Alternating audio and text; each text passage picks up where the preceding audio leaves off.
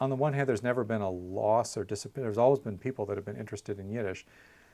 I don't really see it as a revival because the language, has declined among most secular Jews, the majority of Ashkenazic Jews in places like the United States, and certainly in Israel. But among the Hasidim, it's not a revival of anything. It's just a maintenance and a growth of something.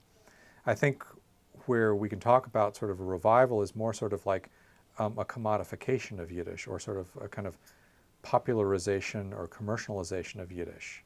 So people being more familiar with what Yiddish is, like on things like, T-shirts and books about Yiddish. I mean, there are these books about the language, how to kvetch in Yiddish. I mean, these kinds of things.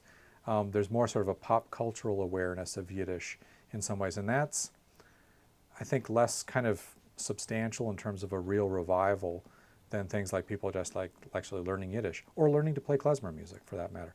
This is where Klez Camp, I think, is such an important sort of kind of, thing that basically says it's like, no, there's not sort of like one way to, play klezmer music. It's like you can have a lot of people, Jewish, not Jewish, whatever their instruments.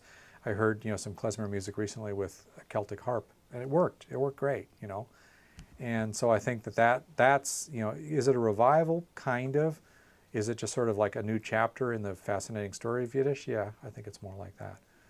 And I just only value that very positively.